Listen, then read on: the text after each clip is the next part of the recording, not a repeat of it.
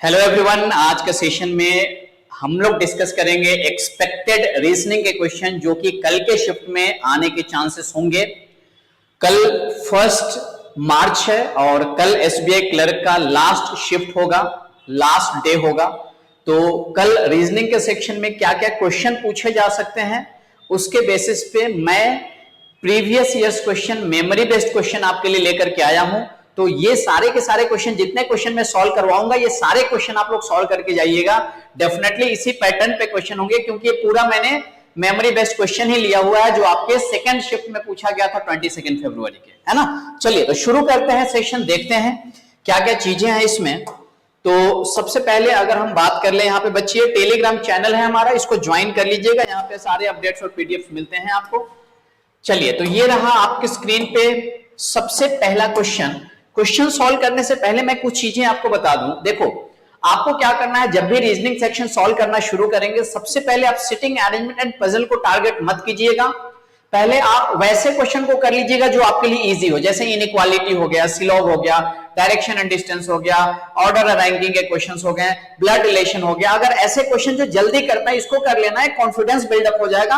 उसके बाद sitting arrangement and puzzle में हाथ लगाइएगा। अगर आपका स्ट्रॉन्ग है वो part sitting arrangement and puzzle, तो आप वहां से भी शुरुआत कर सकते हैं। ये पर्सन टू पर्सन वेरी करता है, बट मैं रिकमेंड करूंगा कि पहले जो श्योरिटी है जिससे क्वेश्चन आप सॉल्व कर ही सकते हैं, पहले उस पार्ट को टारगेट करना है आपको, ठीक है। चलिए बढ़ते हैं। तो बच्चे ये रहा एक मिसलेनियस क्वेश्चन है, ये क्वेश्चन 1 मार्क के लिए पूछा गया था। अगर आप यहाँ पे ध्यान से देखेंगे तो क्वेश्चन में आपको बोला जा रहा है कि if a meaningful word is formed by using the 4th, 5th, 7th and 8th, 4th, 5th, 7th and 8th। तो देखो यहाँ पे एक वर्ड दिया गया है और इस वर्ड में 4th, 1st, 2nd, 3rd, 4th, 5th, 7th and 8th, ये 4 लेटर जो है इसका यूज करके आपको वर्ड बनाना है। कैसा वर्ड बनाना है? एक मीनिंगफुल वर्ड बनाना है।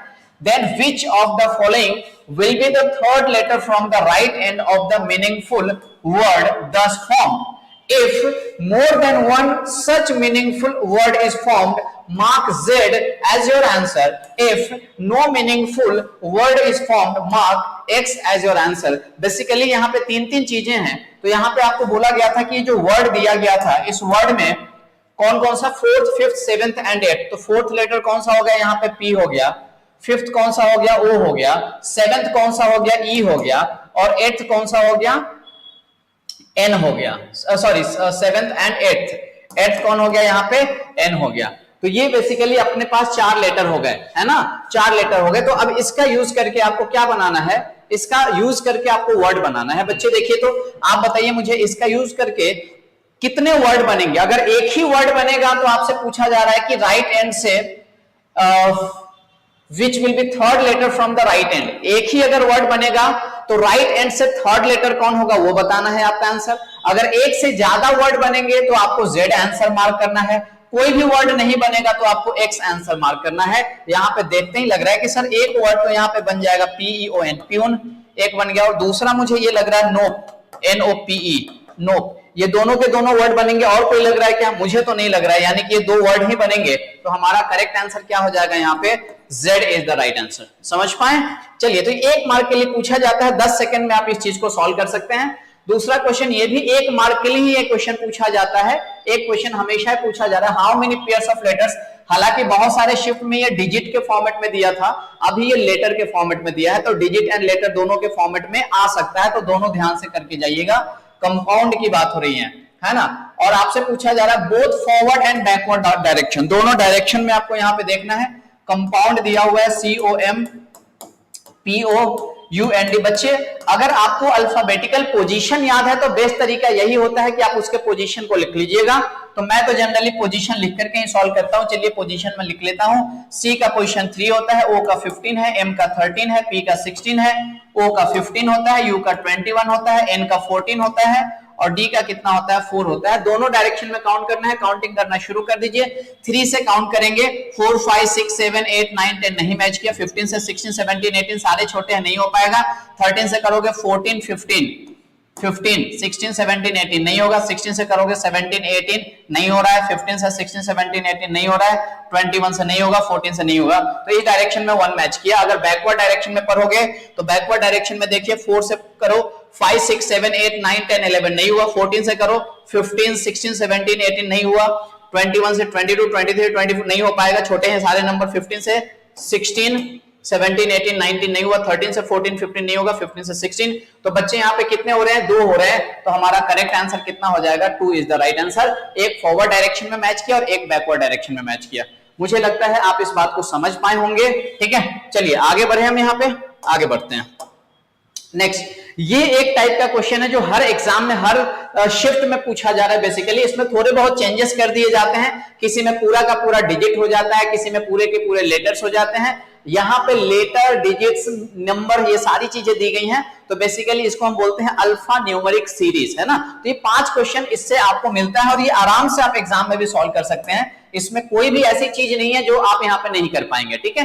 देखिए, how many symbols are immediately followed by a letter, how many symbols, symbols की बात की जा रही है, immediately followed by a letter, जिसके आगे क्या होना चाहिए, लेटर होना चाहिए। तो बच्चे सिंबल के आगे क्या होना चाहिए, लेटर होना चाहिए। तो देख लीजिए, सिंबल के आगे लेटर होना चाहिए, सिंबल है आगे लेटर है क्या, नहीं है, सिंबल के आगे लेटर नहीं है, सिंबल के आगे लेटर ये हो सकता है, सिंबल के आगे लेटर नहीं है, नहीं है, यहाँ पे सिंबल के आगे लेटर नहीं है, सिंबल के आगे लेटर ये वाला हो सकता है, उसके बाद नहीं है। तो 2 ही सिंबल है बच्चे, 1 2, तो हमारा करेक्ट आंसर क्या हो जाएगा, 2 इज द राइट आंसर, ठीक है। आगे देखिए, what is the sum of the number which are to the left of at the rate, what is the sum of the number which are to the left of at the rate, है ना। at the rate के left में, at the rate के left में जितने भी numbers हैं उनका सम बताइए। तो बच्चे at the rate के लेफ्ट में, at the rate यहाँ पे है, इसके लेफ्ट, इसका लेफ्ट किधर होगा, इधर होगा, तो इसके लेफ्ट में जितने भी नंबर्स हैं उनका सम बताना है। तो बेसिकली यहाँ पे क्या हो गया, 2 2 + 3 5 5 + 8 13 13 + 7 20 22 22 + 6 28 और 28 + 7 35। तो इसका करेक्ट आंसर क्या हो जाएगा बच्चे, option number E, 35 is the right answer. आप बोलेंगे सर कोई दिक्कत यहां तक नहीं है, आगे देख लीजिए, which of the following element is 13th from the left end, left and से 13th पोजीशन पे कौन आएगा, ये होता है आपका लेफ्ट एंड से 13th। यहाँ पे एलिमेंट की बात की जा रही है, यानी कि पूरा काउंट करना है, शुरू से 13th पे जाना है। 1 2 3 4 5 6 7 8 9 10 11 12 13 कौन हो जाएगा, परसेंट हो जाएगा। 1 2 3 4 5 6 7 8 9 10 11 12 13, तो करेक्ट आंसर क्या हो गया, परसेंट हो गया। आप बोलेंगे सर कोई दिक्कत नहीं है। नेक्स्ट क्वेश्चन देखिए, how many letters are immediately preceded by a symbol and immediately followed by a number, how many letters, यानी कि आपको क्या चाहिए, लेटर चाहिए। कैसे लेटर चाहिए, immediately preceded by a symbol, जिसके पहले क्या जाना चाहिए, आप बोलेंगे सर उसके पहले सिंबल आना चाहिए, and immediately followed by a number, उसके बाद में क्या आना चाहिए, नंबर आना चाहिए। यानी कि आप चाहें तो ऐसे भी ढूंढ सकते हैं, सीक्वेंस यही रहना चाहिए, symbol letter number, symbol letter number, symbol letter number, यह है क्या, नहीं है, सिंबल लेटर नंबर नहीं है, सिंबल लेटर नंबर नहीं है, सिंबल लेटर नंबर नहीं है, सिंबल लेटर नंबर नहीं होगा, सिंबल लेटर नंबर नहीं होगा, सिंबल लेटर नंबर। बच्चे ये हो रहा है क्या, सिंबल लेटर नंबर। तो ऐसे कितने हो जाएंगे, आप बोलेंगे सर 1 हो जाएगा, तो करेक्ट आंसर कितना हो गया, 1 हो गया। राइट आंसर कितना बनेगा, 1 ही बनेगा, ठीक है। चलिए आगे देखिए, how many symbols are there, how many symbols, आपको देखना है सिंबल, ऐसे कितने सिंबल्स हैं, how many symbols are there between G and V in the series. अच्छा, G एंड V के बीच में, यहाँ पे G है, यहाँ पे G है और यहाँ पे V है, इसके बीच में कितने सिंबल्स है, 1 2 3 4, कितने सिंबल्स हैं, 4 सिंबल्स हैं। तो हमारा करेक्ट आंसर क्या हो जाएगा, 4 हो जाएगा। तो आप यहाँ पे देख सकते हैं, यहाँ पे कुछ भी नहीं करना था, बट हाँ केयरफुली करना होता है, ताकि अगर कहीं पे भी थोड़ा भी मिस करोगे काउंटिंग करने में, तो वहां पे गड़बड़ होने के चांसेस हो सकते हैं, और एक भी गड़बड़, कुछ भी गड़बड़ हुआ, आपका आंसर गलत हो गया। इसलिए आपसे एग्जामिनर बेसिकली यहाँ पे यही चेक कर रहा है, कितना केयरफुली होकर के आप चीजें कर रहे हैं और कितना फास्ट कर रहे हैं, क्योंकि इसमें कुछ है नहीं, देख करके ही आपको आंसर बताना है, कोई खास लॉजिक यहाँ पे यूज नहीं करना होता है, ठीक है। चलिए, तो ये था आपका एक टाइप का क्वेश्चन। अब आ जाते हैं, ये कोडिंग डिकोडिंग से क्वेश्चन पूछा गया था, है ना। कोडिंग डिकोडिंग की अगर हम यहाँ पे बात कर ले, तो देखो 2 तरीके से मैं सजेस्ट करूंगा, आप यहाँ पे 2 तरीके से क्वेश्चन को सॉल्व कर सकते हैं। एक तो डायरेक्टली भी आप चाहो तो यहीं पे कंपेयर कर सकते हो जो पूछा जा रहा है, जैसे what is the code of secure, आपसे पूछा जा रहा है सिक्योर का कोड क्या होगा, तो आप यहाँ पे डायरेक्टली देखोगे कि सिक्योर कहाँ पे लिखा हुआ, तो आपने देखा सर एक सिक्योर यहाँ पे है, एक सिक्योर यहाँ पे है, तो अगर सिक्योर 2 जगह है तो इसका कोड भी सेकंड एंड थर्ड में होना चाहिए। सेकंड एंड थर्ड में देख लो यहाँ पे कौन सा हो सकता है, आप बोलेंगे सर सेकंड एंड थर्ड में TR नहीं है, IN नहीं है, LU KM, LU दोनों में है, यानी कि हम बोल सकते हैं कि सिक्योर का क्या हो जाएगा, LU हो जाएगा। इसी तरह से which of the following word is coded as RO। आपसे पूछा जा रहा है RO का क्या होगा, आप बोलेंगे सर RO की बात कर लो तो RO यहाँ पे फर्स्ट में है और RO यहाँ पे थर्ड में है, फर्स्ट एंड थर्ड में RO है, तो यहाँ पे फर्स्ट एंड थर्ड में आप देख लीजिए कि कौन सा हो जाएगा। आप बोलेंगे सर फर्स्ट एंड थर्ड में, फर्स्ट में डिजिटल नहीं है, यहाँ पे स्ट्रॉन्ग भी नहीं है, डेटा की बात कर ले डेटा भी नहीं है, फाइल है क्या है, यानी कि इसका कौन हो जाएगा, फाइल ही हो जाएगा। आप बोलेंगे सर इसका करेक्ट आंसर फाइल हो जाएगा। बच्चे एक तरीका तो ये रहता है कि आप ऐसे कर सकते हैं, दूसरा एक और मेथड होता है, अगर मान लो और ज्यादा ये लेंदी हो जाता और बड़ी चीजें हो जाती तो हम इसको लिख करके कर सकते हैं। अगर आप बोलेंगे सर लिख करके कैसे करना है, एक तो आपने समझ लिया कि कैसे करोगे, इसी बात को अगर आप लिख करके करना चाहेंगे तो आप इसको ऐसे कर लीजिएगा, पहले जो इधर ये जो वर्ड दिए गए इनको शॉर्ट में आप लिख लीजिएगा फटाफट, जैसे डिजिटल स्ट्रॉन्ग डेटा फाइल, मैं यहां पे लिख लेता हूं डिजिटल स्ट्रॉन्ग डेटा फाइल, मैंने इसको ऐसे लिख दिया डिजिटल स्ट्रॉन्ग डेटा फाइल। उसके बाद secure strong internet code, secure strong, जो जिसके सामने है उसके सामने लिख देना, जो वर्ड सामने में है उसके सामने ऐसे डैश कर देना, नहीं है तो आजू बाजू में लिख देना है ना। Secure strong internet code, internet और कोड नहीं है यहां पे तो कोड को मैंने इधर साइड में लिख दिया, ठीक है। उसके बाद file protect secure backup, file यहां पे है, फाइल प्रोटेक्ट सिक्योर बैकअप को मैंने यहां पे लिख दिया साइड में, ठीक है। उसके बाद इंटरनेट डिजिटल एक्सेस, इंटरनेट यहां पे इंटरनेट डिजिटल, उसके बाद एक्सेस है क्या कहीं पे, आप बोलेंगे सर एक्सेस तो कहीं पे भी नहीं है, लिख दो इधर साइड में एक्सेस। इस तरीके से बच्चे हमने क्या किया, वर्ड को लिख दिया है ना, वर्ड को हमने लिख दिया। अब जैसे ये लिखा ना वैसे हम कोड को लिख लेंगे, कोड को जैसे ये मैंने लिखा हुआ है ऐसे ही क्या करिएगा, कोड को लिख लीजिएगा। अब ये चीज जो मैं यहाँ पे लिख रहा हूं, आप इसको जितना फास्ट लिखेंगे आपके लिए बेटर है, जितना फास्ट आप इसको लिख सकते हैं उतना ही आपके लिए क्या होगा, ये बेनिफिशियल होगा। देखिए XOULINRO, XOULINRO, उसके बाद TRINLU,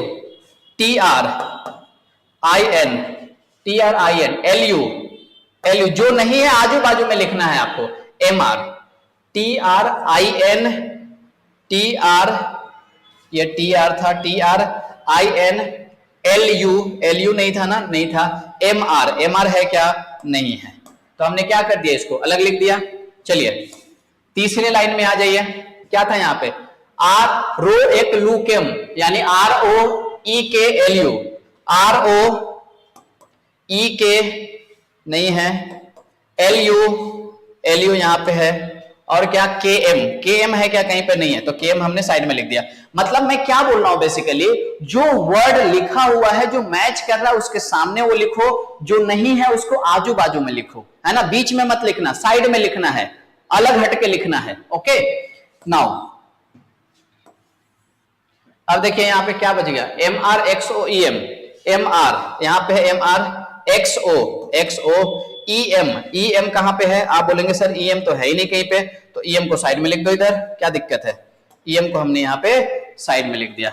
आप बोलेंगे सर यहां तक क्लियर है, यहां तक तो अब कोई भी दिक्कत नहीं है, ठीक है। चलिए अब यहां तक कोई भी दिक्कत नहीं है तो अब आ जाइए, अब कुछ करना ही नहीं है। जैसे देखो मैंने यहाँ पे पूछा था सिक्योर का कोड क्या होगा, तो मैं पहले ही बता दिया था, लेकिन सिक्योर देखो, सिक्योर दूसरे लाइन में और तीसरे में, केवल दूसरे और तीसरे, केवल सेकंड एंड थर्ड में कौन है, LU, तो आप बोलेंगे सर सिक्योर का क्या है, LU। मैंने बोला which of the following word is coded as RO क्या होगा, तो आप देखेंगे सर RO फर्स्ट में है और थर्ड में, फर्स्ट एंड थर्ड, कौन सा ऐसा कोड है जो केवल फर्स्ट एंड थर्ड में है, आप बोलेंगे सर फाइल जो है फर्स्ट एंड थर्ड में है, तो इसका आंसर क्या हो गया, फाइल हो गया। अब बात समझ पा रहे हैं क्या हम क्या चीजें कर रहे हैं यहाँ पे, मुझे लगता है आप इस बात को समझ पा रहे होंगे, मैं आपको क्या समझाने की कोशिश कर रहा हूं, ठीक है। चलिए अगर आप यहां तक बात समझ पाए हैं तो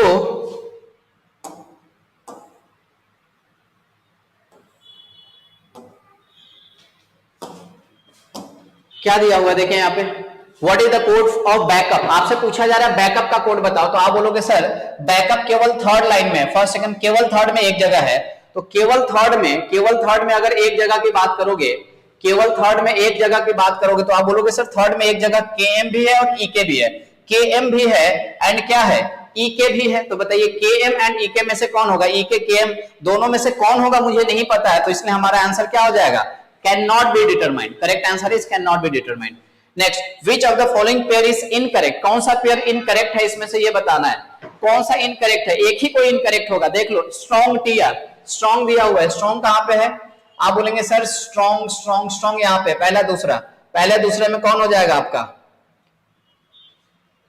इनकरेक्ट, स्ट्रॉन्ग का टीआर होगा क्या, नहीं होगा, स्ट्रॉन्ग का तो आईएन होगा, जबकि यहाँ पे स्ट्रॉन्ग का टीआर दिया हुआ है, यानी कि पहला ही गलत है। और जब पहला ही गलत हो गया तो बाकी आगे चेक मत करना, क्योंकि आगे सही होगा ही होगा, क्योंकि एक ही कोई ऑप्शन गलत होगा, क्योंकि सारे ऑप्शन अलग अलग हैं। अदरवाइज कोई ऐसा ऑप्शन होता कि first and second both, second and third both, ऐसा करके कुछ ना कुछ दिया होता, लेकिन सारे जब ऑप्शन अलग अलग है और फर्स्ट ही गलत हो गया तो बाकी ऑप्शन को आपको चेक करके टाइम वेस्ट नहीं करना है। बात समझ पा रहे हैं क्या, चीजें क्लियर हो रही हैं। चलिए अगर आपको चीजें क्लियर हो रही हैं तो आगे बढ़ते हैं। देखिए एक और क्वेश्चन था यहाँ पे, which of the following code, which of the following word are coded as MRRO, MRRO आपसे पूछा जा रहा है, तो चलिए देख लीजिए MRRO। MR की बात करोगे तो देखो MR कहां पे है, आप बोलेंगे सर MR जो है सेकंड में है और फोर्थ में है, सेकंड एंड फोर्थ में, बताओ सेकंड एंड फोर्थ में कौन है, आप बोलेंगे सर इंटरनेट, तो आप बोलेंगे सर MR का तो इंटरनेट हो गया, कोई दिक्कत नहीं, MR इंटरनेट हो गया। RO की बात करेंगे, RO कहां पे है, RO फर्स्ट में है एंड थर्ड में, फर्स्ट एंड थर्ड में देखो कौन है, फर्स्ट एंड थर्ड में डिजिटल है, तो बच्चे इसका आंसर क्या हो जाएगा, इंटरनेट डिजिटल, इंटरनेट डिजिटल कौन सा होगा आंसर यहाँ पे, एक मिनट कुछ गड़बड़ कर दिया हमने, RO यहाँ पे है ना, फर्स्ट में है एंड थर्ड में है, फर्स्ट में and first second third, first second third, sorry अब फर्स्ट और थर्ड में कौन है, फाइल है, सॉरी RO का क्या हो जाएगा, फाइल, गड़बड़ कर दिया हमने, RO का क्या हो जाएगा बच्चे, फाइल हो जाएगा, तो internet file is the right answer, internet file, option number D is the correct answer. ठीक है आगे बढ़े, चीजें पसंद आ रही हैं, अच्छा लग रहा है तो सेशन को लाइक कर दीजिएगा, सब्सक्राइब कर लीजिएगा चैनल को और शेयर भी कर दीजिएगा, इतनी सी बात आप मेरी मान सकते हैं अगर आपको अच्छा लगे तो। चलिए आगे बढ़ते हैं। अब ये बच्चे ये क्वेश्चन है आपका डायरेक्शन एंड डिस्टेंस का। चलिए तो डायरेक्शन एंड डिस्टेंस के जब भी क्वेश्चन सॉल्व करिएगा एक चीज मेरी सजेशन रहेंगी कि आप शॉर्ट में कहीं पे भी कॉर्नर में ऐसे बना लीजिएगा, ये ईस्ट हो जाता है, ये वेस्ट हो जाता है, ये नॉर्थ हो जाता है, ये साउथ हो जाता है, ऐसे बना लीजिएगा ताकि कंफ्यूजन ना रहे। हालांकि याद रहता है लेकिन बना लोगे ना तो फिर एकदम फ्रीली आप ड्रॉ करोगे, वहां पे कोई टेंशन वाली बात नहीं होगी। देखिए point A is 6 metre west of point B, point A 6 metre west में है, किसके, बी के, तो चलो बी के वेस्ट में, मान लो यहाँ पे बी है और पॉइंट ए यहाँ पे है 6 मीटर वेस्ट में, तो इसके वेस्ट इधर आएगा, ये हम देख रहे हैं यहाँ पे वेस्ट इधर होता है, तो हमने वेस्ट इधर ले लिया। कौन सा पॉइंट हो गया यहाँ पे, पॉइंट ए, पॉइंट ए कहां पे है, 6 मीटर वेस्ट हो गया बी के। Point B is 10 metre north of point C, B north में है तो नॉर्थ में होगा मतलब पॉइंट सी नीचे आ जाएगा, यानी कैसे आ गया, यहाँ पे पॉइंट सी आ गया और पॉइंट बी उससे क्या है 10 मीटर नॉर्थ में है सी के, तो point B is 10 metre north of point C. Point C is 7 metre west of point D, point C जो है 7 मीटर वेस्ट में किसके, पॉइंट डी के, यानी कि पॉइंट डी इधर होगा तब तो ये वेस्ट में आएगा, तो यहाँ पे ये ऐसे हो गया, इधर हो गया, यहाँ पे पॉइंट डी हो जाएगा और ये पॉइंट डी के वेस्ट में आ गया 7 मीटर, है ना, तो point C is 7 metre west of point D. Point E is 5 metre south of point D, point E जो है 5 मीटर साउथ में पॉइंट डी के, पॉइंट डी यहाँ पे है बच्चे और इसके 5 मीटर साउथ में जाना है, 5 मीटर साउथ में जाओगे कौन आएगा, पॉइंट ई आएगा। Point E is 5 metre south of point D, point E is 13 metre east of point F. अब देखो ये पॉइंट ई जो है 13 मीटर ईस्ट में है एफ के, तो ईस्ट में है ये, एफ के ईस्ट में है 13 मीटर, तो ध्यान देना ये 7 है ये 6 है, तो 7 और 6 मिला करके 13 जो होगा यहां से यहां तक एग्जैक्टली इसी के सिद्ध में आएगा। आप बोलेंगे सर एग्जैक्टली इसी के सिद्ध में आएगा, यानी कि ये पॉइंट यहां से यहां तक आ गया और ये 13 हो गया बच्चे, और यहाँ पे कौन सा पॉइंट हो जाएगा, ये अंदाज से आपको करना होता है, एग्जैक्टली स्केल लेकर के मेजरमेंट मत करना यहाँ पे, ठीक है। ये कौन सा हो गया आपका, ये एफ हो गया। आप बोलेंगे सर बिल्कुल क्लियर है। अब यहाँ पे ये डायग्राम हमारा बन चुका है, ये जो क्वेश्चन आपको दिया हुआ था उसके बेसिस पे हमने यहाँ पे ड्रॉ कर लिया, और यहां से ही जो क्वेश्चन आपसे पूछा जाता है आप उसका आंसर यहाँ पे बता सकते हैं। देखिए पहला क्वेश्चन आपसे क्या पूछा गया है, in which direction is point A with respect to point F, in which direction is point A with respect to point F. बहुत सारे बच्चे यहीं पे गड़बड़ कर देते हैं, उनको समझ में नहीं आता है। हमेशा ध्यान रखिएगा विथ रिस्पेक्ट टू के बाद क्या दिया है, with respect to point F, with respect के बाद जिस पॉइंट की बात हो रही है उसको पकड़ लीजिएगा और समझिए वहीं से चलना है, और विथ रिस्पेक्ट के पहले जो है उस पे जाना है। विथ रिस्पेक्ट के बाद में ये पॉइंट है और विथ रिस्पेक्ट के पहले ये पॉइंट है, यानी कि बाद में जो है वहां से चलना है और यहां पे जाना है, एफ से चलना है और ए पे जाना है। तो एफ से ए की तरफ कौन सा डायरेक्शन होगा, एफ से ए की तरफ कौन सा डायरेक्शन होगा, तो ये एग्जैक्टली इसी के लाइन में है, तो क्या हो जाएगा, नॉर्थ हो जाएगा। तो हमारा करेक्ट आंसर क्या बनेगा, नॉर्थ बनेगा। यानी कि आपसे यही पूछा जा रहा था, in which direction is point A with respect to point F, यानी कि पॉइंट एफ से कौन सी डायरेक्शन में चलोगे तो पॉइंट ए मिलेगा। तो बच्चे करेक्ट आंसर क्या होगा, नॉर्थ डायरेक्शन में चलना पड़ेगा। मुझे लगता है आप यहां तक बात समझ पाए होंगे। अगर यहां तक आप बात समझ पाए हैं तो देखिए अगला क्वेश्चन ये रहा आपके स्क्रीन पे, आप यहां पे देख पाएंगे, what is the shortest distance between point F and point D. Point F and point D के बीच का शॉर्टेस्ट डिस्टेंस आपको निकालना है। आप बोलेंगे सर पॉइंट एफ यहां पे है और ये है आपका पॉइंट डी, इनके बीच का ये वाला शॉर्टेस्ट डिस्टेंस निकाला। ध्यान दीजिएगा, ये एक राइट एंगल ट्रायंगल बन गया, एक राइट एंगल ट्रायंगल में ये 13 है, ये 5 है, तो बच्चे ये कैसे निकालेंगे, 13 का स्क्वायर प्लस 5 का स्क्वायर। आप बोलेंगे सर 13 का स्क्वायर प्लस 5 का स्क्वायर, 13 का स्क्वायर 169, 169 प्लस 25, 169 प्लस 25 कितना होता है, 194 होता है, उस पर रूट आ जाएगा, यानी कि करेक्ट आंसर इज 194 का रूट। 169 प्लस 25 कितना हो जाएगा, 194 पे रूट, तो option number A is the right answer. Next, what is the total distance between point B and point E. आपसे पूछा जा रहा है बी एंड ई के बीच में, बी एंड ई के बीच में टोटल डिस्टेंस बताओ। बी यहां पे है, बी यहां पे और ई यहां पे है, ये टोटल डिस्टेंस ध्यान रखिएगा, यहां पे टोटल डिस्टेंस पूछा जा रहा है। बच्चे यहीं पे गड़बड़ कर देंगे, क्या निकालना है, टोटल डिस्टेंस पूछा जा रहा है ना। तो देखो बी एंड ई के बीच में, तो ये 10 7 17 17 और 5 कितना हो गया, 22, कितना हो गया बच्चे, 22। What is the total distance. अगर यहीं पे शॉर्टेस्ट डिस्टेंस पूछा जाता तो बी से ई वाला ये वाली चीज निकालते, डायरेक्टली बी से ई पे जाते, लेकिन उसने बोला था what is the total distance between point B and point E. Point B और पॉइंट ई के बीच में टोटल कितना डिस्टेंस है, तो ये डिस्टेंस, ये डिस्टेंस, ये डिस्टेंस। शॉर्टेस्ट डिस्टेंस पूछा जाता तो डायरेक्टली ये वाला लाइन लेते। समझ पाए, आगे बढ़े। आपने बोला सर बिल्कुल आगे बढ़ सकते हैं, चलिए अगर आगे बढ़ना है तो आगे देखिए। अब तो ये था हमारा डायरेक्शन एंड डिस्टेंस का। आप देख सकते हैं 3 क्वेश्चन आपको यहां से भी पूछा गया था, और आराम से आप देख रहे हो ना कितनी देर में आप सॉल्व कर सकते हो। एग्जाम में तो आप मेरे से भी काफी ज्यादा फास्ट करेंगे, है ना, यहाँ पे मुझे समझाना भी होता है तो मैं थोड़ी सी चीजें स्लो कर रहा हूं, लेकिन आप तो फास्ट करेंगे ना तो आप बहुत जल्दी जल्दी कर पाएंगे।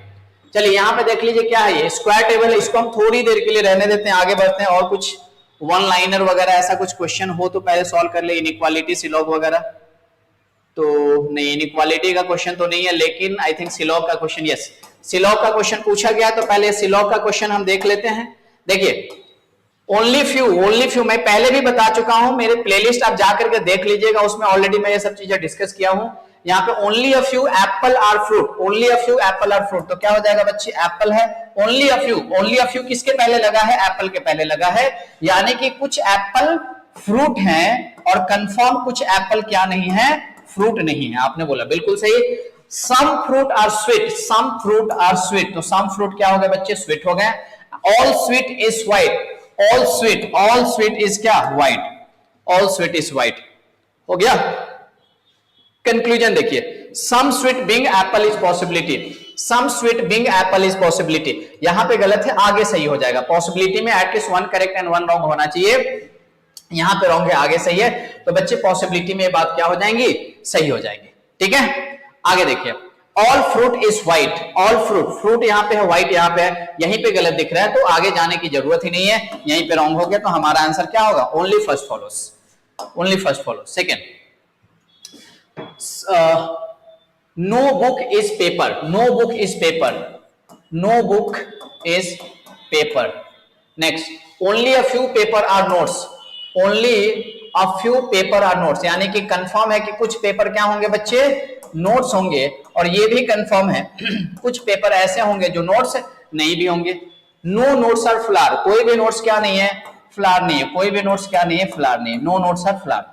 तो ये हो गया हमारा एक्चुअल फिगर। कंक्लूजन देखिए, some paper are not flower, some paper यहाँ पे है, फ्लर यहाँ पे, सम पेपर और नॉट फ्लर यहाँ पे सही है, गलत होने के लिए पूरा पेपर यहाँ आना होगा, नहीं आ सकता है, यानी कि ये कंक्लूजन सही है। All book being note is a possibility, all book being note is a possibility यहाँ पे गलत है, लेकिन पूरा का पूरा बुक हम इसमें भी रख सकते हैं, एक गलत एक सही है, तो पॉसिबिलिटी में बात सही हो जाएंगी, यानी कि बोथ कंक्लूजन जो होगा फर्स्ट एंड सेकंड क्या करेगा, फॉलो करेगा। Okay next, all bottle are small, all bottle जितने भी बॉटल है बच्चे सारे के सारे क्या है, स्मॉल है।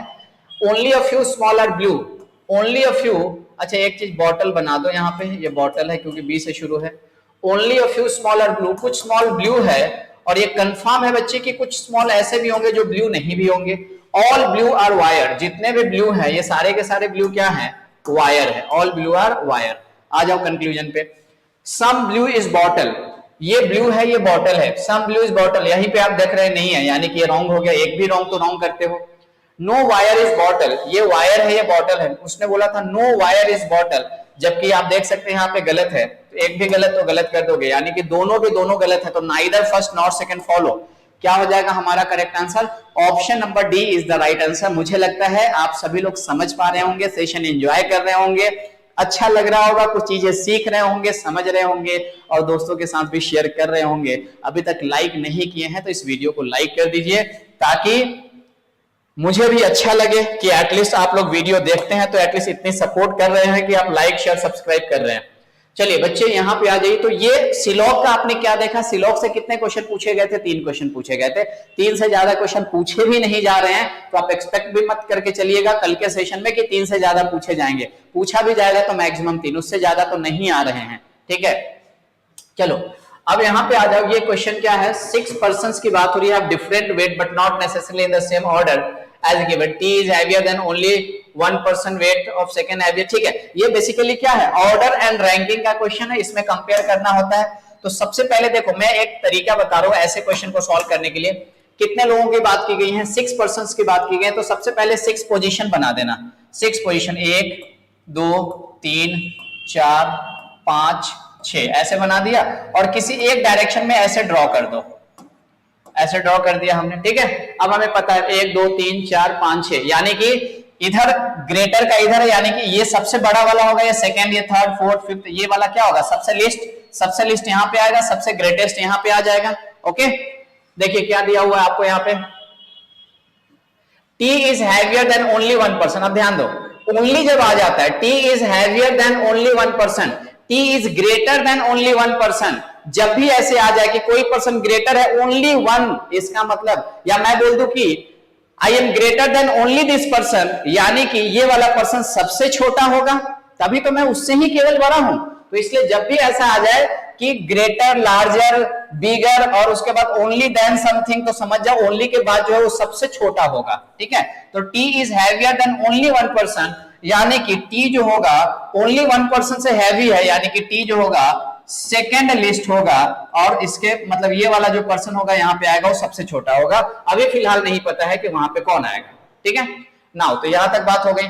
Weight of second heaviest person is 59 KG, देखो ये सबसे हैवी होगा, उसके बाद वाला ये वाला जो यहाँ पे जो आएगा सेकेंड हैवीएस्ट होगा। क्वेश्चन में दिया है weight of second heaviest person is 59 KG, यानी कि यहाँ पे जो आएगा वो कितने केजी का होगा, 59 केजी का। हमें अभी नहीं पता है कि यहाँ पे कौन आएगा, लेकिन जो भी यहाँ पे आएगा वो 59 केजी का होगा, right. Now 2 persons are in between T and U, T and U के बीच में 2 पर्सन होंगे बच्चे, यहाँ पे T है तो 1 2 कंफर्म यही होगा जो U होगा, इसके अलावा कोई चांस ही नहीं है। इधर तो आप जा ही नहीं सकते क्योंकि इसके इधर एक ही लोग आएंगे, एक ही पर्सन आएगा। Difference between the weight of U and R is 19 kg, U and R के वेट का डिफरेंस जो है बच्चे कितना दिया हुआ है, 19 kg दिया हुआ है। इसको मैंने लिख लिया, अभी इसकी जरूरत हमें नहीं लग रही। आगे देखिए Q is just heavier to R but lighter to S, Q is just heavier to R, मतलब Q जो है heavy है, किससे heavy है, Q जो है heavy है किससे, Q is just heavier to R, Q is just heavier to R but lighter to S, लेकिन क्या है, S से छोटा है, S से क्या है, छोटा है। Q जो है heavy है R से, लेकिन S से छोटा है। अब मुझे ये बताओ Q जो है heavy है R से but S से छोटा है, और कहीं कुछ छोड़ तो नहीं दिया हमने यहाँ पे। Difference between the weight of U and R is 19 kg, U and R के वेट का डिफरेंस 19 kg होगा। Q is just heavier to R, Q क्या है, हैवी है, किससे हैवी है, आर से हैवी है, क्यू जो है Q is just heavier than R। तो मुझे ये बताओ Q अगर जस्ट हैवियर है R से तो कंफर्म यहां पे होगा कि हम R को यहीं पे रखेंगे और यहां पे कौन आ जाएगा, Q आ जाएगा। आप बोलेंगे सर बिल्कुल सही है, और Q के बारे में बोला गया था Q लाइट है किससे, S से, तो बच्चे Q अगर S से लाइट है और Q यहीं पे आएगा तो बस एक ही जगह बना, कंफर्म S कहां पे आ जाएगा आपका, आप बोलेंगे सर S यहीं पे आ जाएगा। ठीक है, अब S अगर यहीं पे आ जाएगा तो एक ही पर्सन बच गया, कौन बच गया, वो PQRSTU। तो P कहीं पे आया है क्या, नहीं आया, तो कंफर्म P कहां पे आ जाएगा, आप बोलेंगे सर P यहां पे आ जाएगा। बोलिए, मुझे लगता है यहां तक आप बात समझ पाए होंगे, और यहां तक अगर आप बात समझ पाए हैं तो उसने आप क्वेश्चन में दिया हुआ था कि U माइनस आर कितना है, 19 है, U माइनस आर अगर 19 है तो R कितना हो जाएगा, 59 में से 19 कर दो, यानी कि R की वैल्यू कितनी हो जाएंगे, R यहां पे हो जाएगा 40 kg का, क्योंकि इसका डिफरेंस 19 है तो ये कितना हो जाएगा, 40 हो जाएगा। तो ये आपका यहाँ पे बन चुका है, इसको देख करके अब जो भी क्वेश्चन है उसका आंसर आप आसानी से दे सकते हैं। चलिए तो क्वेश्चन के ऊपर आ जाते हैं, क्वेश्चन देखते हैं यहाँ पे क्या क्या दिया हुआ है।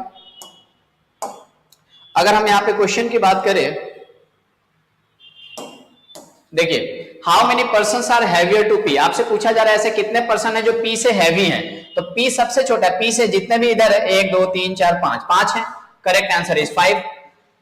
What will be the possible weight of Q, आपसे पूछा जा रहा है Q का पॉसिबल वेट क्या होगा, तो बच्चे Q जो है U और R के बीच में है, जहां पे U की वैल्यू है 59, R है 40 kg, तो 40 एंड 59 के बीच में, मतलब 40 से बड़ा 59 से छोटा, 40 से बड़ा और 59 से छोटा, 40 से बड़ा होना चाहिए और 59 से छोटा होना चाहिए, तो कौन हो सकता है, 59 से छोटा होना चाहिए, तो 48 ही हो जाएगा, करेक्ट आंसर इज 48, यानी कि यहाँ पे ये कौन हो जाएगा, तो इसका जो पॉसिबल जो रहेगा ये 48 kg ही हो सकता है, क्योंकि 59 और 40 के बीच में ही हमें कोई वैल्यू चाहिए, इसमें एक ही ऑप्शन है 48, तो हमारा करेक्ट आंसर वही होगा। मुझे लगता है आप इस बात को समझ पाए होंगे। ठीक है, चलिए तो ये ऑर्डर एंड रैंकिंग का 2 क्वेश्चन पूछा गया था जो मैक्सिमम शिफ्ट में पूछे ही जा रहे हैं, और ये आसान होता है सॉल्व करना, तो आप इस क्वेश्चन को तो आराम से सॉल्व कर ही सकते हैं। अब आ जाइए और देखते हैं और क्या क्या चीजें आप पहले कर सकते थे। उसके बाद अगर हम यहाँ पे बात करें, अब बच्चे जितने बच गए मुझे लगता है सारे के सारे सेटिंग अरेंजमेंट एंड पजल के क्वेश्चन बच गए हैं। चलिए यहाँ पे एक आ जाइए, ये एक पजल का क्वेश्चन पूछा गया था, बॉक्स की बात की गई थी। चलिए बॉक्स वाले क्वेश्चन को हम सॉल्व कर लेते हैं। क्या दिया हुआ है, 21 मतलब यहाँ पे 5 क्वेश्चन इससे पूछा गया था। 8 boxes are placed one above the other, 2 boxes are placed between box B and box G। ठीक है, 8 बॉक्स की बात हो रही है, 8 बॉक्स हैं, एक के ऊपर एक बॉक्स रखे गए हैं, एंड उसने बोला कि 2 boxes are placed between box B and box G। box B and box G, box B and box G के बीच में 2 हैं, तो B ऊपर होगा तो G नीचे होगा, या तो बच्चे अगर मैं G को ऊपर ले लूं तो 1 2, B को कहां ले सकते हैं, नीचे ले सकते हैं। B ऊपर होगा तो G नीचे होगा, या अगर G ऊपर होगा तो B नीचे होगा, क्योंकि हमें नहीं पता अभी कि B को कहां पे रखना है, G को कहां पे रखना है, तो B एंड G के बीच में कितने हो जाएंगे, 2 हो जाएंगे। 2 boxes are placed between box B and box G। आगे देखिए, box B is placed 4 place above box A। box B is placed 4 places above box A। B कहां पे रहेगा, 4 प्लेस ऊपर रहेगा A के। अब ध्यान दीजिएगा, ये बॉक्स B है और ये A के ऊपर 4 प्लेस ऊपर रहेगा, A के 4 प्लेस ऊपर रहेगा, तो कंफर्म A इसके नीचे आएगा। अगर A इसके नीचे आएगा तो कंफर्म मैं A को यहीं पे रख सकता हूं। आप बोलेंगे कैसे, देखो A के फर्स्ट ऊपर, सेकंड, थर्ड और फोर्थ, A के 4 प्लेस ऊपर, G A के पहला प्लेस हो गया, ये सेकंड प्लेस हो गया, ये थर्ड प्लेस हो गया, फोर्थ प्लेस हो गया। ऐसे कंडीशन में बच्चे बहुत कंफ्यूज हो जाते हैं, तो ध्यान रखिएगा। आप इस बात को चाहे तो ऐसे भी समझ सकते हैं, जब भी इस तरह का स्टेटमेंट हो कि box B is placed 4 places above box A, आप ऐसे समझ लीजिए कि B और A के बीच में 3 लोग रहेंगे, B और A के बीच में 3 बॉक्स रहेंगे। आप इस बात को ऐसे भी समझ सकते हैं, ठीक है। लेकिन A कहां रहेगा, नीचे में। अब यहां पे देखिए, यहां पे भी वैसे ही हो जाएगा, तो A के नीचे आ जाएगा, मतलब B और A के नीचे 3 हो जाएगा, तो 1 2 3, और यहां पे क्या हो जाएगा, A हो जाएगा, क्योंकि बॉक्स B जो है 4th प्लेस है। अगर आप यहां पे ध्यान से देखें तो 1 2 3 4 5 6 7 8, यहां पे ऑलरेडी 8 बॉक्स हो चुके हैं, और क्वेश्चन में आपको 8 ही बॉक्स दिया गया था, और यहां पे 1 2 3 4 5, यहां पे अभी तक 5 ही हुआ है, ठीक है। चलिए आगे बढ़ते हैं।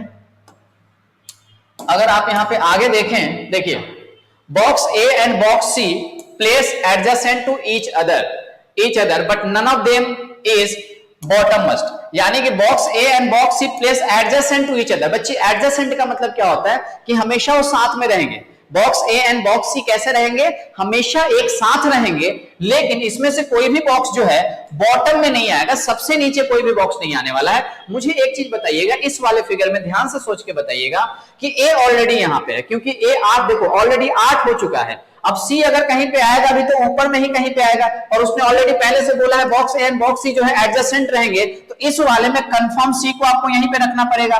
लेकिन आप जैसे ही सी को यहां पे रखोगे, आपने देखा कि आपका जो बॉक्स ए है ये कहां पे आ गया, बॉटम में आ चुका है। ये कहां पे आ चुका है, बॉटम में 1 2 3 4 5 6 7 8, देखो 8वां बॉक्स ये है, यानी कि सबसे नीचे यही आ गया। और अगर ये सबसे नीचे आ गया बच्चे, इसका मतलब ये वाला कंडीशन गलत हो गया, क्योंकि क्वेश्चन में दिया था कि बॉक्स ए एंड बॉक्स सी में से कोई भी बॉक्स जो है आपका सबसे बॉटम में नहीं आ सकता है, जबकि आपका कहां पे आ चुका है, बॉटम में आ चुका है। मुझे लगता है आप ये समझ गए कि ये क्यों हमने गलत कर दिया। ठीक है, चलिए अब यहां पे आ जाइए। बॉक्स ए एंड सी अगर साथ में होंगे तो कंफर्म हमें सी को यहीं पे रखना पड़ेगा, क्योंकि ऊपर में जी है इसके जस्ट ऊपर में, तो सी कहां पे आ पाएगा, यहीं पे आ पाएगा। 1 2 3 4 5 6, अभी तक यहां पे कितने हुए हैं, 6 हुए हैं। आगे बढ़िए, जैसे हम यहां पे आगे बढ़ेंगे, देखो क्या लिखा हुआ, number of boxes placed above box C, number of boxes placed above box C and below box F are same, यानी कि number of boxes placed above box C, यानी कि सी के ऊपर जितने बॉक्स होंगे ये बराबर हैं, किसके बराबर हैं, below box F, C and below box F, F के नीचे, एफ के नीचे मैंने ऐसे सिंबॉलिक फॉर्म में रिप्रेजेंट कर दिया समझने के लिए। सी के ऊपर जितने बॉक्स होंगे वो बराबर ही होंगे एफ के जितने नीचे होंगे। अब बताओ यहां पे फिलहाल देखो, अभी फिलहाल यहां पे देखो सी यहां पे है, अभी सी के ऊपर कितने दिखाई दे रहे हैं, आप बोलेंगे सर सी के ऊपर 1 2 3 4 5 है, सी के ऊपर 5 है। अगर सी के ऊपर 5 है, अभी मुझे ये कंफर्म नहीं है कि ऊपर कोई और बॉक्स आएगा कि नहीं आएगा, बट अभी के लिए फिलहाल जितना अभी दिखाई दे रहा है सी के ऊपर 5 दिखाई दे रहा है। अब सी के ऊपर अगर 5 है तो एफ के नीचे भी कितने होने चाहिए, आप बोलेंगे सर 5। अगर मैं एफ को यहां पे ले लूं तो 1 2 3 4 5, यहां पे कोई ना कोई आएगा।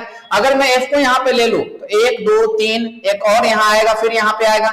आपने बोला ठीक है, लेकिन मुझे नहीं पता है कि बी यहीं पे रहेगा। अगर थोड़ी देर के लिए मान लो मैं यहां पे एक और कोई बॉक्स को एज्यूम कर लेता हूं कि बी के ऊपर भी कोई बॉक्स होता, तो सी के ऊपर कितने हो गए, 1 2 3 4 5 6 हो गए। तो एफ के नीचे भी कितने होने चाहिए, आप बोलेंगे सर एफ के नीचे भी 6 होने चाहिए। अब बताओ एफ को अगर मैं यहां पे रखूं तो 1 2 3 4 5 6, अगर एफ को यहां पे रखोगे, एफ को यहां पे रखोगे, है ना, एफ को यहां पे रखोगे तो कितना हो जाएगा, 1 2 3 4 5 6 हो पाएगा क्या।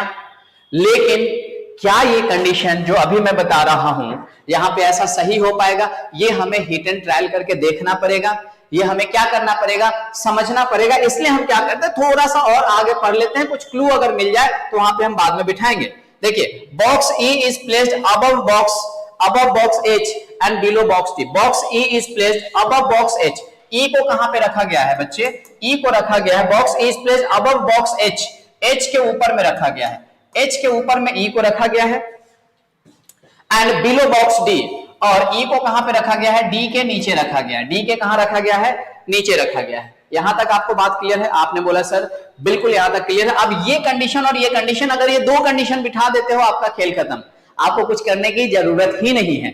चलिए अब ये समझते हैं कि हम इसको कैसे बिठाएंगे, है ना। देखिए इसको हटा देता हूं क्योंकि ये कंडीशन तो ऑलरेडी हमारा क्या हो चुका है, गलत हो चुका है यहां पे। अब देखिए यहीं पे थोड़ा सा आपको समझने की जरूरत थी। उसने बोला था सी के ऊपर जितने होंगे उतने ही क्या होंगे, एफ के नीचे होंगे, सी के ऊपर जितने होंगे उतने ही एफ के नीचे होंगे। अब हम क्या करते हैं, सी यहां पे है, सी के ऊपर 1 2 3 4 5 है ना।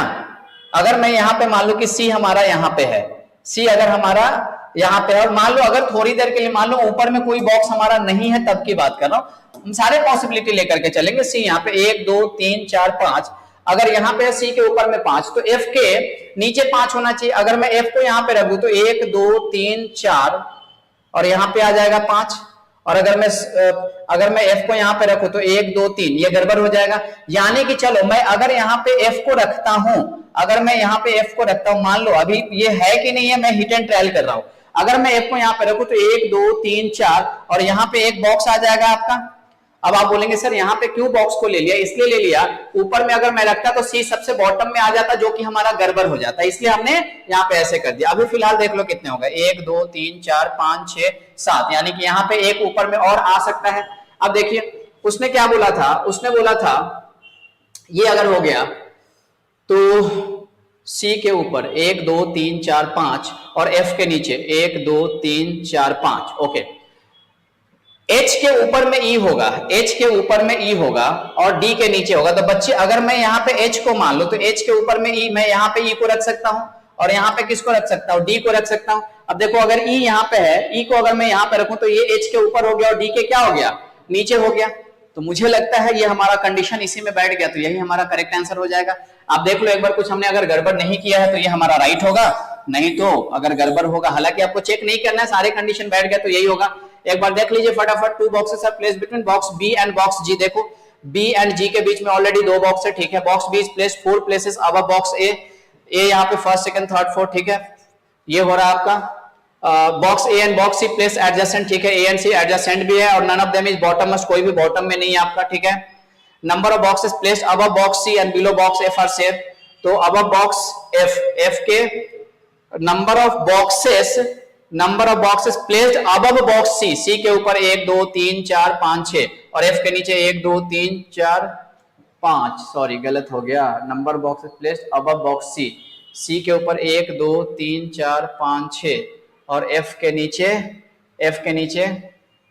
1 2 3 4 5। यहाँ पे गड़बड़ हो गया बच्चे, यहाँ पे क्या हो गया हमारा, गड़बड़ हो गया। तो चलिए अगर यहाँ पे गड़बड़ हो गया तो हम क्या करते हैं, एक और दूसरी पॉसिबिलिटी ले लेते हैं। फिर ये हमारा गड़बड़ हो गया कंडीशन, तो हम क्या करते हैं यहाँ पे, एक और क्या कंडीशन ले सकते थे आप, कंडीशन ले लीजिए, इसको हटा दीजिए यहाँ से, इसको यहाँ से हटा दीजिए क्योंकि इस पे नहीं बना ना, इस पे नहीं बना, इस पे नहीं बना, तो यहाँ पे 2 ऐसे आ जाएगा। और ये कंफर्म है कि ये यहाँ पे तो एक तो आएगा ही आएगा, एक तो आएगा ही आएगा। अब बताओ, अभी अगर मैं एफ को यहाँ पे ले लूं, एफ को अगर मैं यहाँ पे ले लूं, देखो एफ को अगर मैं यहाँ पे ले लूं तो एफ के नीचे कितने हैं, 1 2 3 4, एफ के नीचे कितने हो गए 4। तो सी के नीचे, सी के ऊपर कितने होने चाहिए, 1 2 3 4। सी के ऊपर फिलहाल कितना दिखाई दे रहा है, आप बोलेंगे 1 2 3 4 5 दिखाई दे रहा है। सी के ऊपर अगर आपको 5 दिखाई दे रहा है तो एफ के नीचे भी तो 5 दिखाई देने चाहिए, तो एफ के नीचे 5 दिखाई देने चाहिए। तो 1 2 3 4, यहाँ पे एक और आ जाएगा, ऐसे होगा तभी ये पॉसिबल हो सकता है ना। चलो तो अगर ये ऐसे होगा तो अब मुझे बता दो, यहाँ पे मुझे लगता है यही करेक्ट होना चाहिए। अब देखो ई की जो बात हो जाएंगी, ई को कहाँ पे रखोगे, ई यहीं पे आ जाएगा, ई यहाँ पे आएगा, नीचे में कौन आ जाएगा आपका, एच आ जाएगा और डी कहाँ पे आ जाएगा, फिर आपका यहाँ पे आ जाएगा। तो इस तरीके से बन जाएगा ये आपका। अब देख लो कंडीशन सही हो गया, सी के ऊपर जितना है उतना ही एफ के नीचे, सी के ऊपर 1 2 3 4 5 और एफ के नीचे 1 2 3 4 5, ये कंडीशन सही है, ठीक है। अब ये वाला जो बन गया राइट बन गया। मुझे लगता है थोड़ा सा ज्यादा टाइम मैंने ले लिया इस चीज को एक्सप्लेन करने में, ठीक है। कहीं पे भी एक कंडीशन भी थोड़ा भी इधर उधर गड़बड़ हो जाता है तो उसमें टाइम आपका चला जाता है, ठीक है। तो मुझे लगता है इसमें थोड़ा सा हमने ज्यादा टाइम वेस्ट कर दिया, हालांकि ये टाइम वेस्ट करने वाला क्वेश्चन था भी नहीं, लेकिन फिर भी हो गया, ठीक है। मुझे लगता है मैं जो समझाने की कोशिश कर रहा था ये चीज आप लोग समझ पाए होंगे कि यहाँ पे मैंने क्या बताया आपको। अब आ जाइए इसके क्वेश्चन के ऊपर, आ जाइए क्वेश्चन में क्या दिया हुआ है। चलो ये है आपके पास क्वेश्चन, मैं इसको यहां पे कर लेता हूं। अब देखिए क्या दिया हुआ था, how many boxes are placed above box E, E के ऊपर कितने हैं, तो ई के ऊपर 1 2 3 4 5 6, आपका करेक्ट आंसर हो जाएगा more than 5। Which box is placed 3 boxes below D, below D 3, D के नीचे 3 बॉक्स, तो 1 box 2 box 3 box, A correct answer is A. Which box is placed exactly between box H and box G, H and G के बीच में, तो H और यहाँ पे जी है, तो एच और जी के बीच में एग्जैक्टली बीच में कौन आ जाएगा, बॉक्स सी। आपको यहाँ पे पूछा गया है if box B is related to box D, अगर बी रिलेटेड है, बी किससे रिलेटेड है, डी से, मतलब बी के जस्ट नीचे डी आ रहा है। F is related to G, F के जस्ट नीचे जी आ रहा है, तो आपसे पूछा जा रहा है in the similar way dash is related to dash. अब देखो ए इज ई, ए यहाँ पे है उसके नीचे ई नहीं होगा, जी सी, जी के नीचे सी नहीं है, डी ए, डी के नीचे ए नहीं है, ई एच, ई एच, ई के नीचे एच आ रहा है, मतलब करेक्ट आंसर यही हो जाएगा, ठीक है। बी डी से रिलेटेड है, एफ जी से रिलेटेड है, तो ई जो होगा यहाँ पे ई के नीचे एच आ रहा है, यानी कि ई किससे रिलेटेड होगा, एच से। चलिए विच of the following is incorrect, बच्चे इसमें इनकरेक्ट कौन है एक बार ध्यान से देख लीजिए। Box B and box C are placed adjacent to each other, B and C, B and C, ये राइट लास्ट वाला ही ऑप्शन मुझे रॉन्ग दिखाई दे रहा है, एक ही बार देखने समझ में आ गया। Box B and box C are placed adjacent to each other, box B यहाँ पे बॉक्स सी यहाँ पे एडजेसेंट है क्या, नहीं है, तो कौन सा इनकरेक्ट है, तो ये ऑप्शन नंबर ई जो हो गया हमारा इनकरेक्ट हो गया। तो ये 5 क्वेश्चन थे, मुझे लगता है आप समझ गए होंगे ये 5 क्वेश्चन का आंसर हमने कैसे किया। ठीक है, चलिए आगे बढ़ते हैं, आगे देखते हैं और क्या क्या चीजें दी गई हैं आपको।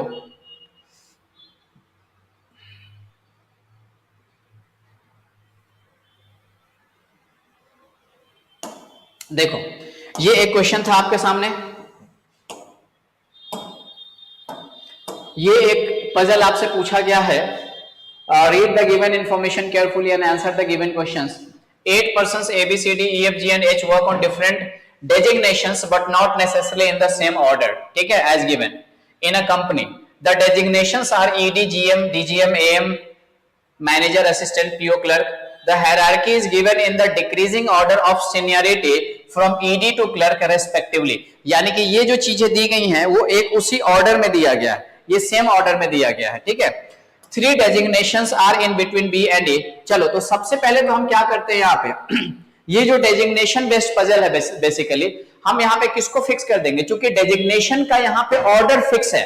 देखो जनरली कंफ्यूजन यही रहता है कि जब भी किसी पजल को आप सॉल्व करते हो उसमें किसको फिक्स करना है।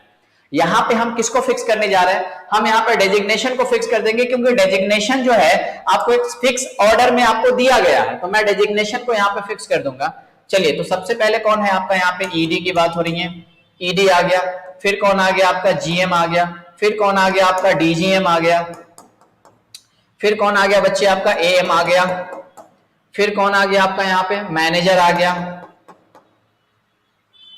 मैनेजर आ गया, फिर कौन आ गया आपका यहाँ पे असिस्टेंट आ गया, फिर कौन आ गया पीओ आ गया, एंड देन कौन आ गया बच्चे आपका क्लर्क आ गया। तो इस तरीके से आप यहाँ पे देख सकते हैं, ये मैंने यहाँ पे लिख लिया इसका। अब कुछ पोजीशन इनके हम ड्रॉ कर देते हैं।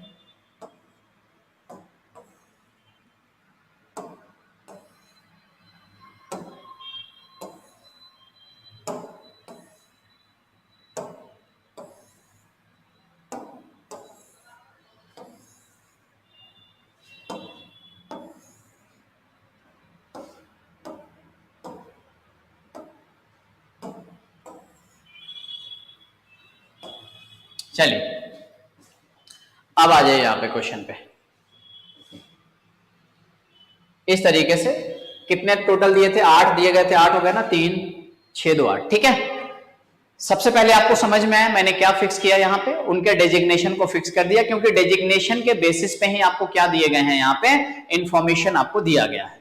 देखिए सबसे पहले अगर आप यहाँ पे देखोगे तो लिखा हुआ है B is junior to manager. देखो ध्यान से, बी जूनियर है, किससे जूनियर है, मैनेजर से। अब ये जो पोस्ट मैंने लिखा हुआ है देखो, नीचे सबसे जूनियर है, ऊपर सबसे सीनियर है। ये ईडी सबसे सीनियर, उसके बाद जीएम, उसके बाद डीजीएम, उसके बाद एएम, उसके बाद मैनेजर, और सबसे जूनियर कौन हो गया, क्लर्क हो गया। अब क्वेश्चन में आपको दिया हुआ है यहाँ पे कि B is junior to manager, यानी कि बी जो है जूनियर है किससे, मैनेजर से। यानी कि इसका मतलब यह हुआ कि बी जो होगा मैनेजर के नीचे वाला पोस्ट होगा। आपने बोला बिल्कुल सही से, बी मैनेजर के नीचे वाला पोस्ट होगा। तो अगर मैनेजर यहां पे है बच्चे, इसका मतलब बी कौन हो सकता है, या तो असिस्टेंट होगा, या पीओ होगा, या तो क्लर्क होगा। इसी 3 में से कोई ना कोई होगा। हमें पता है क्या, हमें नहीं पता है, तो हम क्या करते हैं यहाँ पे ले लेते हैं, पॉसिबिलिटी ले लेते हैं। एक में मैंने मान लिया कि यहाँ पे बी होगा, अब मुझे नहीं पता है कंफर्म कि यही होगा, मैं जस्ट एज्यूम कर रहा हूं। दूसरे में मैंने बी को यहाँ पे मान लिया बच्चे, और तीसरे में मैंने बी को यहाँ मान लिया। या तो बी असिस्टेंट होगा, या तो पीओ होगा, या तो क्लर्क होगा। इसके अलावा और कोई पॉसिबिलिटी बनेगा क्या, आप बोलेंगे सर नहीं बनेगा। तो ये 3 है, 3 लेकर के हम चलते हैं आगे की तरफ, ठीक है। चलिए आगे बढ़िए। तो बी जूनियर टू मैनेजर। आगे दिया है 3 designations आर इन बिटवीन, यहाँ पे इन होना चाहिए, 3 designations are in between B and E. B and E के बीच में 3 डेजिग्नेशन होंगे। आप बताओ, बी अगर यहाँ पे रखे हो तो नीचे तो 3 जगह ही नहीं है, ऊपर ही जाना पड़ेगा। तो 1 2 3, बी एंड किसके बीच में, बी एंड ई के बीच में। तो 1 2 3 कंफर्म ई यहाँ पे आ जाएगा। अगर बी यहाँ पे है तो 1 2 3 ई यहाँ पे आ जाएगा, और 1 2 3 ई यहाँ पे आ जाएगा। तो बी एंड ई के बीच में आपके 3 डेजिग्नेशंस थे, 3 designations are in between B and E. तो हमने ऐसे रख दिया यहाँ पे बी एंड ई के बीच में। आगे देखिए, F is 2 designations senior to E. F जो है दो डेजिग्नेशन सीनियर है किससे, ई से। अब बताओ अगर इस वाले पॉसिबिलिटी में ई को यहाँ पे रखे हो तो इससे दो डेजिग्नेशन सीनियर ऊपर में तो है ही नहीं, एक ही है, यानी कि ये वाला जो कंडीशन हमने लिया था ये गड़बड़ हो गया। अगर हम इसकी बात करें यहाँ पे तो F is two designation senior to E, यानी कि एक डेजिग्नेशन सीनियर GM होगा, दूसरा ED होगा, यानी कि यहाँ पे F यहाँ पे आ जाएगा और इस वाले में एक दो F यहाँ पे आ जाएगा। आपने बोला सर बिल्कुल सही है ना, तो F is two designation senior to E। आगे बढ़े, आप बोलेंगे बिल्कुल। G is just junior to D, G is just junior to D, यानी कि G जो है जूनियर है किससे, D से, मतलब कि D के जस्ट बाद में कौन आएगा, G आएगा। G is just junior to D। अब देखो एक बार इसको रख के कहीं पे, G is just junior to D, तो यहां पे आ सकता है या यहां पे आ सकता है, यहां पे तो पॉसिबिलिटी है, दो दो है, तो अभी इसको हम रहने देते हैं, आगे बढ़ते हैं, आगे कुछ क्लू देख लेते हैं। देखिए G is junior to D, number of person junior to G is same as the number of person senior to C। Number of person junior to G, यानी कि number of person junior to G, यानी कि G के नीचे उतने ही लोग होंगे जितने लोग same as the number of person senior to C, जितने लोग C के ऊपर होंगे, G के नीचे जितने लोग होंगे उतने ही लोग C के ऊपर होंगे। G से जूनियर, जूनियर मतलब उसके नीचे आएंगे, तो G से नीचे जितने लोग होंगे उतने ही लोग, उतने ही पोस्ट C के कहां होंगे, ऊपर में होंगे। ये बात आपको यहाँ पे दिया हुआ था, है ना।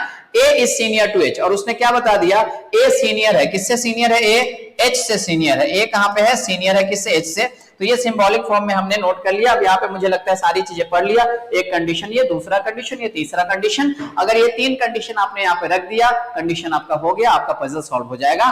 चलिए तो अब इस चीज को हम समझने की कोशिश करते हैं।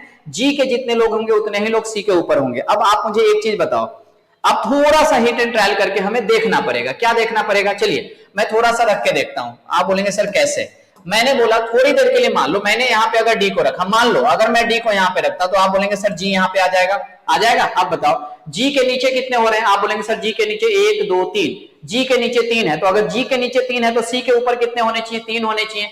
अब C के ऊपर अगर 3 होने चाहिए तो अगर मैं C को यहाँ रखूं तो 1 2 3 4, वो तो ज्यादा हो रहा है, C यहाँ रखोगे फिर भी ज्यादा होगा। इसका मतलब ये हो गया कि ये जो अभी मैंने यहाँ पे रखा है ये पॉसिबल नहीं है, और ये पॉसिबल नहीं है तो दूसरी पॉसिबिलिटी ये बनेगी कि अगर मैं D को यहाँ पे रख दूं तो आप बोलेंगे सर आपको G को यहाँ पे रखना पड़ेगा, और अगर G को यहाँ पे रखोगे तो G के नीचे 2 आ रहा है, इसका मतलब C के ऊपर 2 होना चाहिए, और अगर C के ऊपर 2 होना चाहिए तो C तो यहाँ पे रखोगे तभी 2 होगा। इसका मतलब ये वाला कंडीशन हमारा गड़बड़ हो गया, क्योंकि G और D के लिए 2 पॉसिबिलिटी बन रही थी, दोनों रख के चेक किया बट कहीं पे भी ये सेटिस्फाई नहीं किया, मतलब ये हमारा गड़बड़ हो गया।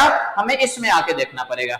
जैसे ही आप यहाँ पे आकर के देखोगे, आ जाओ यहाँ पे G और D और G देख लो, D और G एक पॉसिबिलिटी ये बना, अगर मैं D यहाँ रखूं G यहाँ पे रखूं तो देखो G के नीचे जितने उतने ही C के ऊपर, G के नीचे कितने हैं 1 2, तो C के ऊपर कितने होने चाहिए, 2 होने चाहिए। अगर मैं C को यहाँ पे रखूं तो यहाँ पे 2 हो सकता है, आप बोलेंगे सर बिल्कुल हो सकता है। चलो अगर मैं D और G यहाँ पे रखता है तो G के नीचे 1 होंगे तो C के ऊपर 1 होंगे, जो कि पॉसिबल नहीं था। इसका मतलब D और G का यही पोजीशन फिक्स है, G के नीचे 2 हो गए तो C के ऊपर 2 होंगे, तो कंफर्म C हमारा कहां पे आ जाएगा, यहीं पे आ जाएगा, और C के ऊपर कितने हो गए, 2 हो जाएंगे। अब उसके बाद ये वाला कंडीशन हो गया, ये वाला कंडीशन हो गया।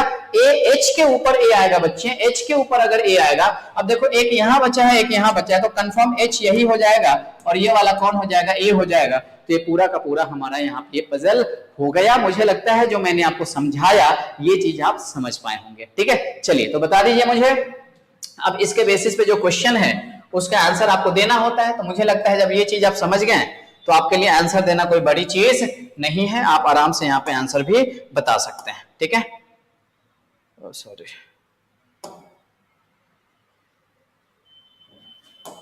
तो इसका आंसर जो होगा, पहले मैं थोड़ा सा इसको उधर ले लेता हूं ताकि आपके लिए भी आसान रहेगा आंसर देना। ये रहा आपके सामने। चलिए मुझे लगता है ओके, आ जाइए बच्चे, बताइए पहले क्वेश्चन का आंसर क्या है यहाँ पे, फटाफट बताइए मुझे, फटाफट आंसर मुझे बताइए। एक आपका होमवर्क भी रहेगा। देखिए विच of the following pair is correct, कौन सा पेयर करेक्ट है यहाँ पे बता दो मुझे। EDGM, DGM यहाँ पे ये C है, गलत है। A का ED, AED, कौन सा पेयर करेक्ट है, पहला ऑप्शन A है और ये ED है, पहला ऑप्शन करेक्ट है। What is the designation of C, C का डेजिग्नेशन क्या है, C का डेजिग्नेशन है DGM। Who among the following is designated as assistant, assistant कौन है यहाँ पे, आप बोलेंगे सर असिस्टेंट G है, तो correct answer is option number E, last हो जाएगा, ऑप्शन नंबर E G दिया हुआ है। How many persons are designated between A and B, A and B के बीच में कितने, A यहाँ पे B यहाँ पे, उसके बीच में सारे के सारे लोग हैं, टोटल 8 है तो 6 हो जाएगा, 1 2 3 4 5 6, कितने हो जाएंगे 6। Who among the following is 3 designations junior to A से 3 डेजिग्नेशन जूनियर, 1 2 3 कौन हो जाएगा? ई हो जाएगा। Correct answer is option number C. मुझे लगता है मेरे प्यारे बच्चे आप इस क्वेश्चन को समझ पाए होंगे कि कैसे हम लोग ने सॉल्व किया है इसको, है ना? मुझे नहीं लगता है कि आपको कोई दिक्कत हुई होंगी यहाँ पे। चलिए तो आगे देख लेते हैं, और कोई क्वेश्चन हमने छोड़ दिया क्या? कोई क्वेश्चन हमने यहाँ पे छोड़ा क्या? तो हमने यहाँ पे कोई भी क्वेश्चन नहीं छोड़ा, बट एक क्वेश्चन मैंने आपके लिए छोड़ दिया। मैं चाहता हूं कि ये आपका होमवर्क है। कौन सा क्वेश्चन था ये? स्क्वायर टेबल का। तो स्क्वायर टेबल का क्वेश्चन है, स्क्वायर अरेंजमेंट ऑलरेडी मैंने करवाया हुआ, पिछले का लेक्चर देख लीजिएगा। बाकी जो पीवाईक्यू में ले रहा हूं उसमें ऑलरेडी मैंने सॉल्व करवाया है। तो ये क्वेश्चन आपका होमवर्क है। मैं चाहूंगा कि इसके क्वेश्चन को सॉल्व करके आप मुझे आंसर कमेंट करेंगे, और मैं आशा करता हूं कि आप लोग आंसर मुझे कमेंट जरूर करेंगे और जरूर सॉल्व करके मुझे बताएंगे। ठीक है, चलिए तो इसी के साथ एक और चीज मैं बता दूं, ये हमारा बच्चे एप्लीकेशन है। अगर किसी भी बच्चे को कोर्स करना हो, क्लासेस ज्वाइन करनी हो, बिल्कुल जीरो लेवल से सीखना हो, समझना हो, पढ़ना हो, तो आप इस नंबर पे कांटेक्ट कर सकते हैं, इस नंबर पे व्हाट्सएप कर सकते हैं, या टेलीग्राम का भी लिंक है, आप उसके ऊपर भी मैसेज डाल सकते हैं। ठीक है, और उसके साथ ही साथ आप हमें इंस्टाग्राम पे फॉलो कर सकते हैं, फेसबुक पे पेज लाइक कर लीजिएगा, और ये टारगेट पॉइंट मैंने आपको ऑलरेडी बता दिया, ये हमारा टेलीग्राम चैनल है, इसको ज्वाइन कर लीजिएगा। तो बच्चे आप लोग मुझे कमेंट करके जरूर बताइएगा कि आपको ये सेशन कैसा लगा, है ना? और कुछ टाइम के बाद मैं सोच रहा हूँ एक फिक्स टाइमिंग आप लोगों के लिए कर देता हूँ, जिसमें मैं लाइव सेशन आप लोगों के लिए रेगुलर बेसिस पर लेकर के आऊंगा। तो रेगुलर हमारा चलता रहेगा, जैसे भी कोई भी एग्जाम आएगा उसमें हमारी लाइव सेशन चलेंगे। ठीक है, तो मुझे आपके कमेंट का इंतजार रहेगा, और ये सेशन कैसा लगा जरूर मुझे कमेंट करके बताइएगा बच्चे। चलिए तो कल जिन बच्चों का एग्जाम है उनको ऑल द बेस्ट, अच्छे से जा करके एग्जाम दीजिए, 4 करके आइए, और मिलते हैं फिर से कल किसी और सेशन में। तब तक bye bye, take care, all the best, जय हिंद।